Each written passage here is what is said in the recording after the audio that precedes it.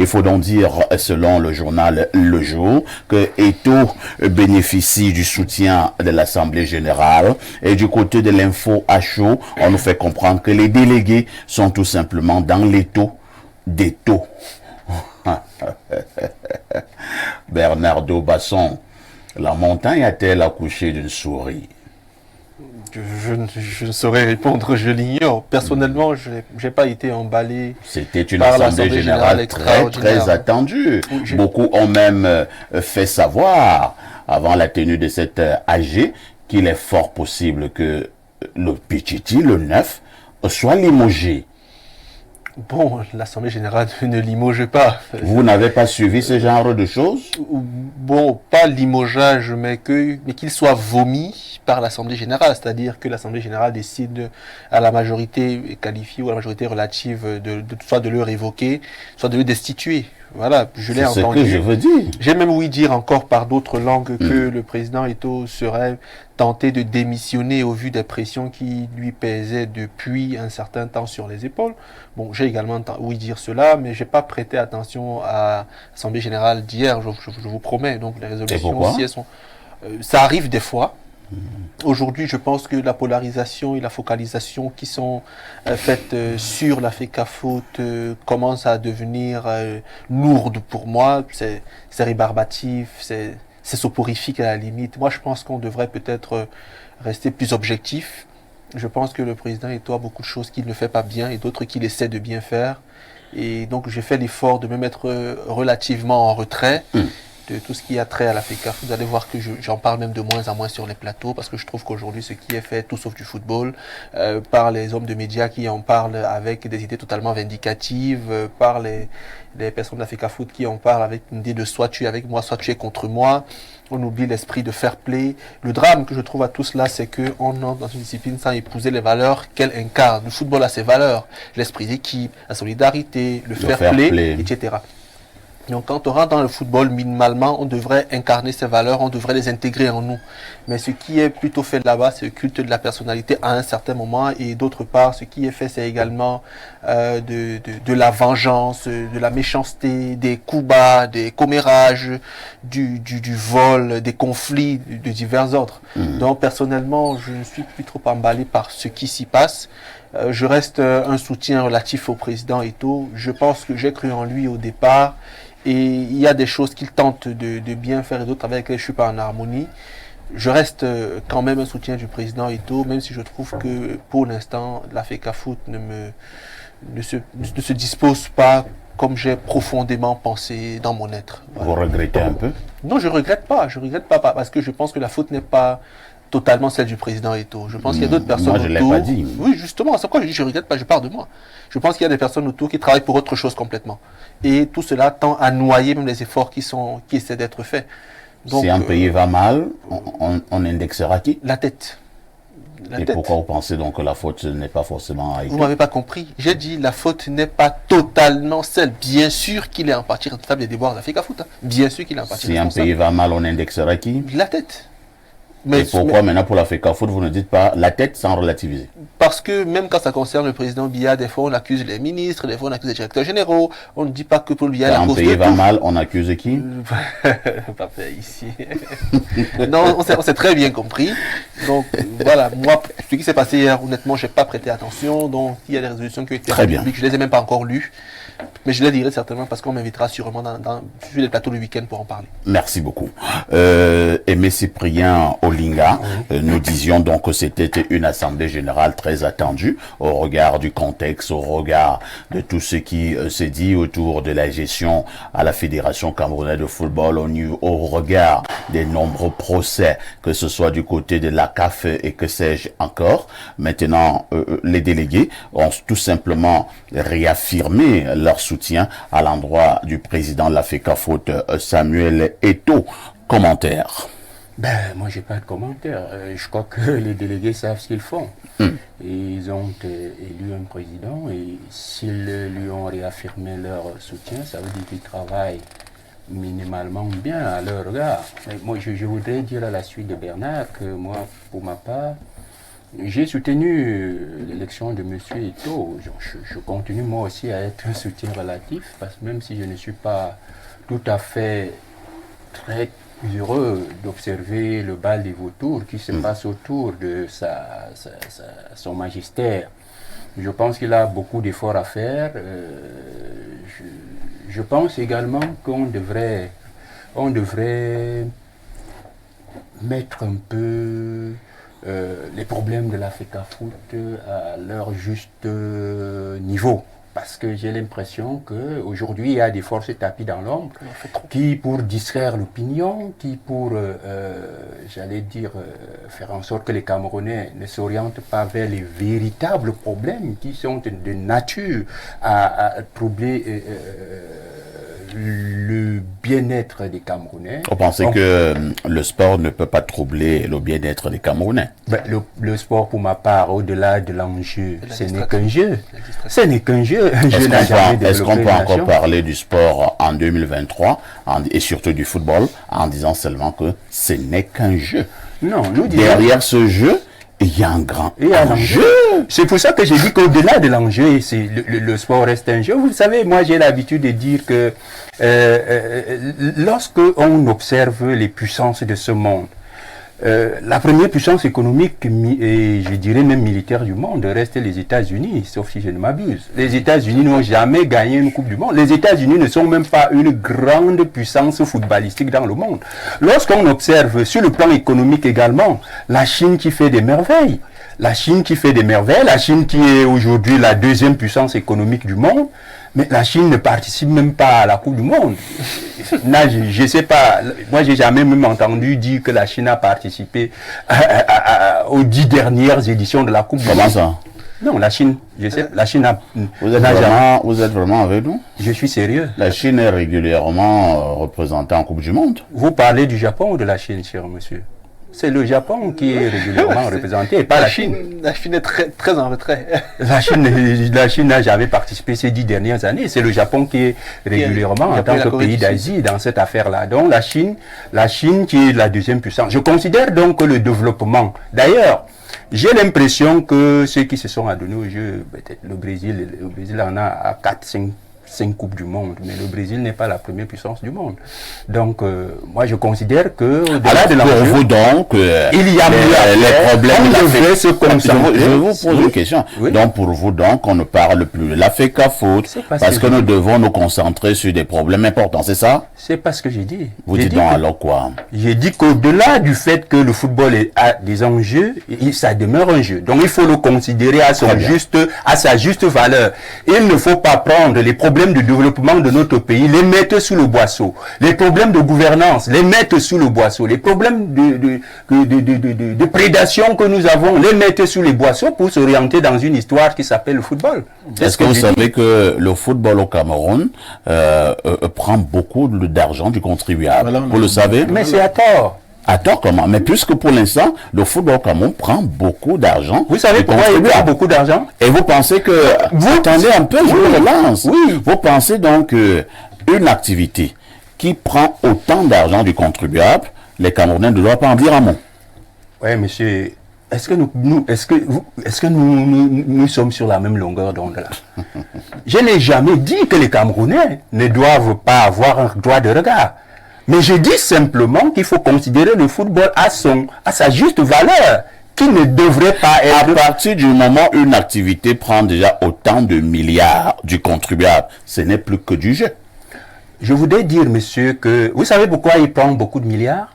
Parce que justement, ceux qui ont opté pour la malgouvernance, qui détournent au quotidien notre argent, savent pertinemment qu'il faut orienter les regards des Camerounais vers cette affaire. Pendant ce temps, ils pillent, ils volent, ils tuent, et ils désorganisent le pays, ils gouvernent de manière peu orthodoxe et approximative. Pendant ce temps, on met un peu de milliards là pour distraire le peuple. C'est ce que j'ai dit. Vous savez, dans la Grèce antique, et je crois même la Rome, on disait que le roi, pour que la population ne s'intéresse pas beaucoup aux exactions du roi, il fallait donner du pain et du jeu. Et moi, je refuse que les Camerounais, qui sont des hommes et des femmes suffisamment intelligents, s'orientent vers des jeux, encore que le pain, il n'y en a pas, qui s'orientent vers le jeu en oubliant justement l'essentiel qui est de se focaliser sur les véritables problèmes de développement auxquels fait face notre pays. C'est ce que j'ai dit. Merci beaucoup.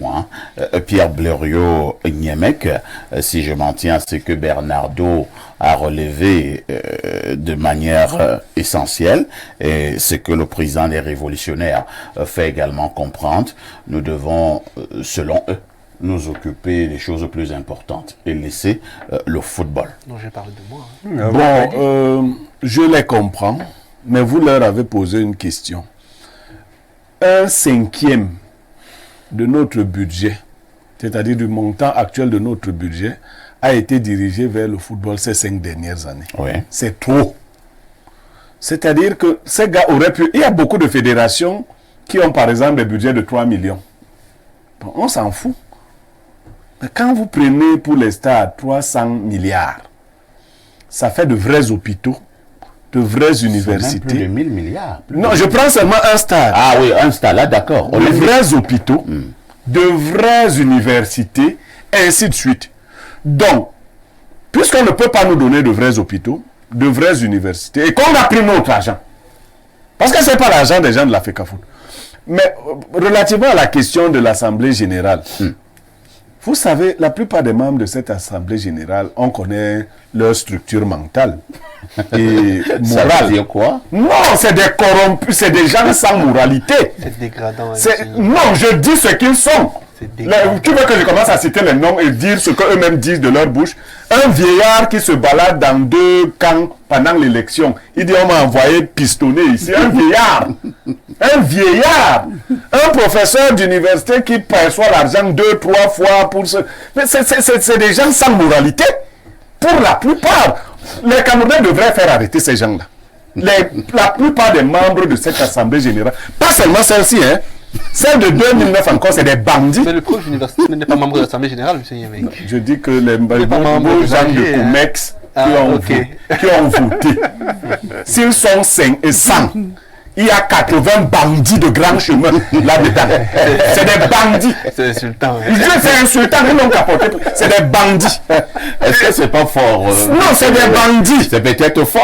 Et puis ils se font payer tout le temps. C'est des gens, l'Assemblée de 2009 a réussi à voter quelqu'un qui était en prison. Ouais. En défiant les institutions. Monsieur Iya Mohamed. Mais c'est des bandits, c'est pas que les bandits qui peuvent faire ça. C'est-à-dire on arrête quelqu'un, on met en prison, d'autres bandits font l'élection et le vote. Ils disent que... Mais on devait les envoyer le retrouver là-bas. Ouais, donc c'est des bandits. Moi je sais pas s'il y a des bandits se réunissent, vous dites que non, vraiment, c'est des bandits. Pour la plupart. Il n'y a pas beaucoup là-bas qui ait une statue morale. Et donc pour vous, on ne peut pas dire qu'il y a du sérieux hier en Bankomo. Est-ce que les bandits font quelque chose de sérieux? Je vous dis que c'est des gens sans moralité pour la plupart. On peut citer des noms.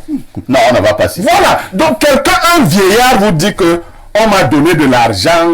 Vous voyez, pendant l'élection à la FECAFOOT, mais c'était terrible. Toute une salle avait peur. Comme si on élisait, je ne sais pas, un chef de quelle unité militaire. Est-ce que ça a fonctionné comme on s'est organisé? Est-ce que les gens, on avait bloqué le système, le juge était même dépassé.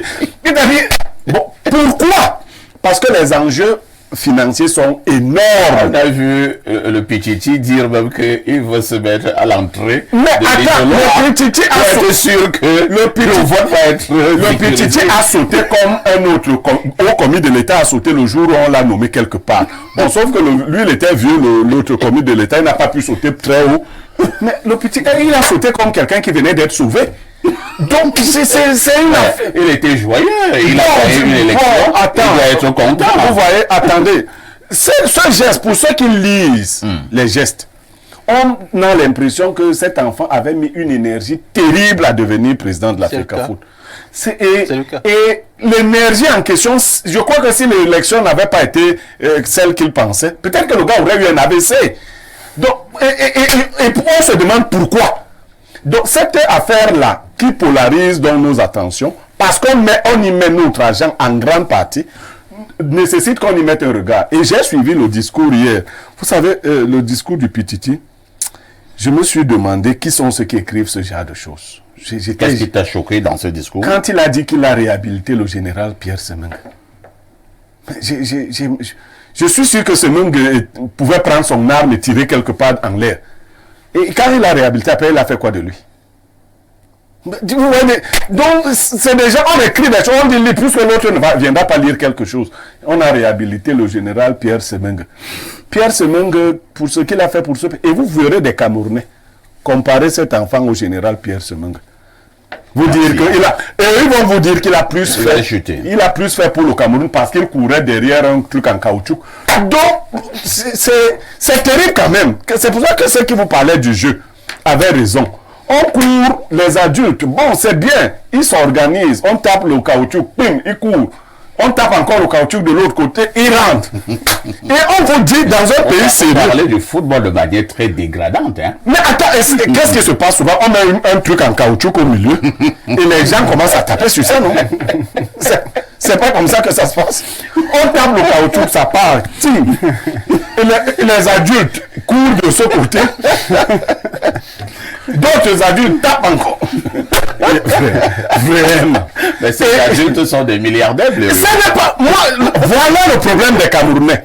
Parce qu'on va jusqu'à vous dire que c'est des gens capables de gérer notre pays. Et si vous demandez quelles sont leurs autres performances, la vérité, c'est qu'ils couraient derrière le caoutchouc. Donc, parce qu'ils ont... on tape le caoutchouc, pim, ça part, on tape... Non, c'est bien. On va accueillir un dernier invité qui nous a rejoint sur ce plateau, Jean-Noël Tsanga Francis. Bonjour. Bonjour. Comment vous allez? Je vais bien comme le Cameroun. Le Cameroun va bien. Le Cameroun va bien, pour ceux qui voient que le Cameroun va bien. C'est quoi ces formules-là? Pour vous, le Cameroun va bien, oui ou non? Pour moi, le Cameroun va bien. Ah, d'accord. Bravo, félicitations. Merci. On te souhaite une vie comme celle du Cameroun. Vous êtes directeur marketing dans une structure de la place, Innotech Solar Energy. C'est exact. C'est exact. Vous avez un commentaire à faire sur l'actualité ayant trait à l'Assemblée générale de l'Africa Foot, cette assemblée qui s'est tenue hier. C'est parfois un peu décevant. Certaines choses qui se passent dans une république comme la nôtre, où j'ai l'habitude souvent de dire que l'erreur que l'Occident a eu à faire pour l'Afrique, c'est de nous demander d'aller à l'école. C'était l'erreur de l'Occident, parce que lorsque l'Occident nous a donné l'opportunité de pouvoir écrire A plus A, qui donne 2A, ils se sont eux-mêmes entrejoués dans ce qui pouvait être de la gestion. Si nous avions laissé avec nos valeurs traditionnelles, on ne devrait pas avoir tout ce qu'on peut subir, comme ce qui s'est passé du côté de Mbankomo. Je pense que les aînés qui gèrent aujourd'hui la fédération de football ne prennent vraiment pas les émotions et les sensations que les Camerounais y mettent. Parce que s'ils avaient un peu la clairvoyance des sensations, des émotions que beaucoup de Camerounais mettent dans le football, ils ne devraient pas s'amuser comme ils s'amusent de temps à autre. On crée chaque jour. Je crois que depuis que le président, M. Samuel Eto'o, est entré à la fédération, il y a autant de réunions. Vous entendez, aujourd'hui, on est en train de siéger à Kribi, on n'est pas à Kribi, on est en Bankomo, on n'est pas en Bankomo, on est dans tel hôtel. C'est trop de bruit. Et je pense que dans un pays respectable... Et qu'est-ce qui peut expliquer autant de bruit? Qu'est-ce qui est la cause de tous ces bruits? Nous savons qu'au Cameroun, comme on a généralement l'habitude de dire dans nos sous-quartiers, l'argent est le nerf. Et lorsqu'on... Le nerf de la guerre. Le nerf de la guerre. Donc lorsqu'on est en train de trouver une rivière qui coule, on cherche à créer une mer. Donc il y a beaucoup d'argent à la FECAFOOT. La FECAFOOT a beaucoup d'argent. Ah bon? Beaucoup d'argent. Nous savons qu'il y a l'argent qui vient de la CAF, il y a l'argent qui vient des sponsors, il y a l'argent qui vient de la FIFA. On ne peut pas... Il y a l'argent qui vient de l'État. De l'État lui-même d'abord. L'État commence à être le premier payeur parce que c'est national. Puis vient les sponsors et puis vient maintenant la commission qu'on peut dire internationale qui est la CAF et la FIFA et autres.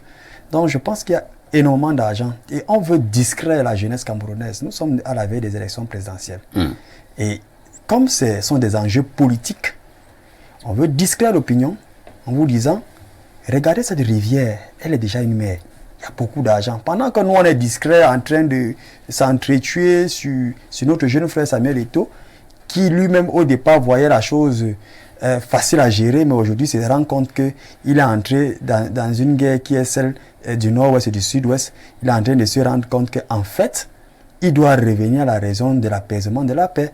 Parce qu'au départ, il est venu par émotion. Maintenant, il est en train de comprendre que ce n'est plus une affaire d'émotion, c'est une affaire du réel. Selon vous, Samuel Eto'o peut-il réussir à la FECAFOOT? Samuel Eto'o peut réussir à la FECAFOOT s'il éloigne de lui les vautours. Ah bon? Il a énormément de mauvais conseils. Vous êtes également de ceux qui pensent, comme Blériot, qu'il y a beaucoup de bandits à la FECAFOOT? Je pense que, je ne veux pas citer bandits, mais je pense qu'il y a beaucoup de mauvaises personnes. Les vautours dépassent des bandits. Les vautours... bandits est gentil. Les vautours mangent même les gens. Donc je pense que lorsque nous avons des individus qui ne sont pas là pour l'intérêt national, ils sont là pour les intérêts particuliers. Parce que je crois que beaucoup des aînés qui sont à côté de Samuel Eto'o ne sont que des mercenaires pour la République du Cameroun. Ils sont pas donc Samuel Eto'o doit faire un nettoyage tout autour de lui. Tout autour, il doit vraiment, il doit purger vraiment son staff. Je prends un exemple. Les gens font une banderole où on gravit des fautes.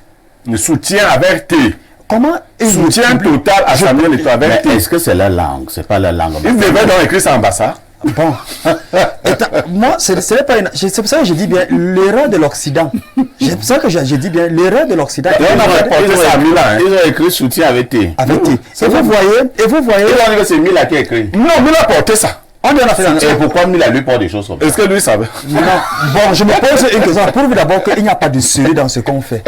Parce que quand il y a du sérieux, je pense qu'avant d'aborder un vêtement, on n'aime pas la peine au moins de le lire. Et M. Roger Mila est un ambassadeur itinéraire. Est-ce que Mila est un lecteur? Il a été footballeur. Il a été footballeur, mais... Est-ce qu'il a écrit les livres? N'est pas footballeur, au moins celui qui ne sait pas s'exprimer. Je pense que M. Mila va à la banque. Est-ce qu'on lui a demandé de parler? C'est une manière, c'était une affaire de lire.